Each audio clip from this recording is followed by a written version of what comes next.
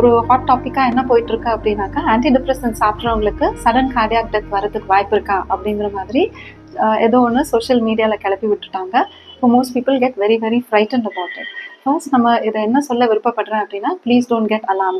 யாரெல்லாம் anti depressant சாப்பிட்றீங்களோ உங்களுக்கு உங்களோட டாக்டர் டயக்னோஸ் பண்ணி அவங்க உங்களுக்கு எது சேஃபான மெத்தட், எது எவ்வளோ டோசேஜ் கொடுக்கணும், எவ்வளோ நாள் கொடுக்கணும் அப்படிங்கிறத பார்த்துட்டு கொடுத்துருப்பாங்க. ஸோ கட்டாயமாக உங்களுக்கு எந்த பிரச்சனையும் இருக்காது. யார் டாக்டரை பார்க்காம ஏதோ ஒரு மாதம் கொடுத்தாங்க, திருப்பி திருப்பி இதே தான் கொடுக்குறாங்க அப்படின்னு சொல்லிட்டு திருப்பி டாக்டரை கன்சல்ட் பண்ணாமல் சாப்பிட்றீங்களோ, தயவு செஞ்சு போய் உங்கள் டாக்டரை பார்த்துட்டு அதுக்கப்புறமா கண்டினியூ பண்ணிக்கோங்க. எவ்வளோ காலகட்டத்துக்கு கொடுக்கணும் எப்படி அப்படிங்கிறது ஏற்கனவே எங்களுக்கெல்லாம் தெரியப்படுத்தப்பட்ட ஒரு விஷயம் இது. ஸோ இதில் உங்களுக்கு ப்ராப்ளம்ஸ் வரதுக்கு வாய்ப்பு கிடையாது. பட் எப்போவுமே ஆராய்ச்சி அப்படிங்கிறது ஒன்று நடந்துகிட்டே இருக்கும் இல்லைங்களா? இப்போ நம்ம யூஸ் பண்ணுற மொபைல் ஒன்று இருக்குது அப்படின்னாக்கா, இந்த நம்ம கரண்ட்லி யூஸ் பண்ணுற மொபைல் நெக்ஸ்ட் இயர் அவுடேட்டட் ஆகிடும், அதுக்கு வேறு ஃபீச்சர்ஸ் வருங்கிற மாதிரி மருத்துவ உலகத்திலையும் எல்லா மாத்திரைகளையும் இன்னும் எப்படி பெட்டர் பண்ணுறது, இன்னும் எப்படி சைடு எஃபெக்ட்ஸ் இல்லாமல் அந்த ப்ரொஃபைலை பெட்டர் ஆக்குறது அப்படிங்கிறதுக்கு ஆராய்ச்சிகள் போய்கிட்டே இருக்கும்.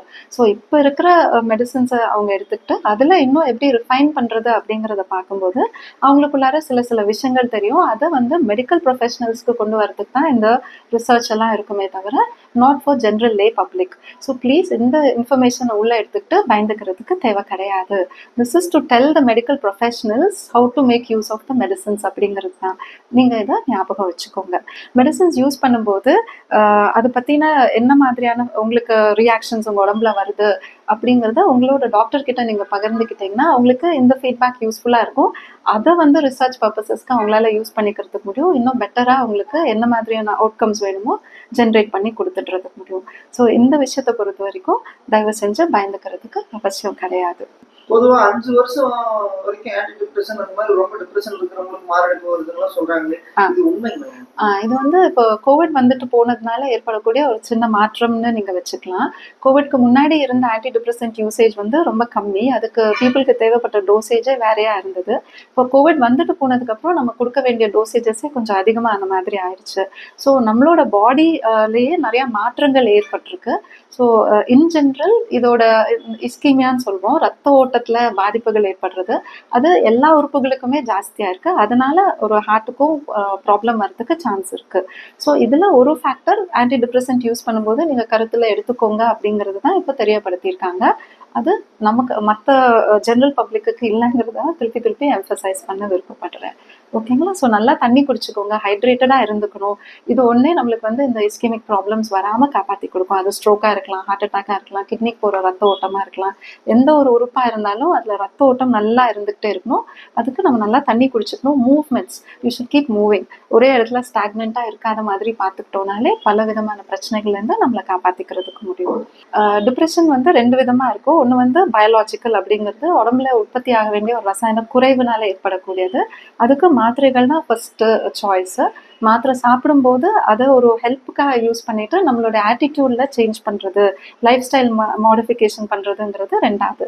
ரியாக்டிவ் அப்படிங்கிறது சூழ்நிலையினால வரக்கூடியது. இப்போ இந்த ரெண்டுக்கும் நம்ம பண்ணக்கூடியது என்னன்னா, சரி விகித உணவு அப்படிங்கிறத நல்லா சாப்பிட்டுக்கணும். நல்லா தூக்கம் அப்படிங்கிறத கொஞ்சம் தியாகம் பண்ணாமல் பார்த்துக்கோங்க. 10 மணிலேருந்து 6 மணி வரைக்குமோ இல்லை 11 to 7 அப்படிங்கிற மாதிரி 8 hours ஆஃப் ஸ்லீப் கிடைக்கும்போது will find that your body is able to become better. Recovery ஈஸியாக இருந்துட்டு இருக்கும். அப்புறம் கொஞ்சம் ஃபிசிக்கல் எக்ஸசைஸ், வாக்கிங் அப்படிங்கிற அளவில் செஞ்சுக்கிட்டோம்னா கூட போதுமானதாக இருக்கும். நல்லா வாக் பண்ணிட்டோம்னாலே you find that you're able to put depression at bay. Early morning sunlight exposure அதுவும் நம்மளுக்கு கொஞ்சம் ஹெல்ப் பண்ணி கொடுக்கும். முக்கியமாக எல்லாத்தையும் நமக்குள்ளாரே உள்ளே வச்சுட்டு இருக்கக்கூடாது. நமக்கு பகிர்ந்துக்கிறதுக்குன்னு ஒரு நெட்வொர்க், கொஞ்சம் பேர் நம்ம அவங்களோட நல்லா பேசுவோம், சிரிப்போம், சில விஷயங்களை பகிர்ந்துக்குவோங்கிற மாதிரியான பீப்புள் நமக்கு தேவை. அண்ட் ஒரு ஹாபி அப்படிங்கிறது, நான் அதுக்குள்ளார போயிட்டேன்னா என்னை மறந்து அந்த விஷயத்தில் இருப்பேங்கிற மாதிரி, அது மியூசிக்காக இருக்கலாம், மூவி அப்ரிசியேஷனாக இருக்கலாம், ஏதாவது ஒரு ஆர்ட் ஃபார்மாக இருக்கலாம்.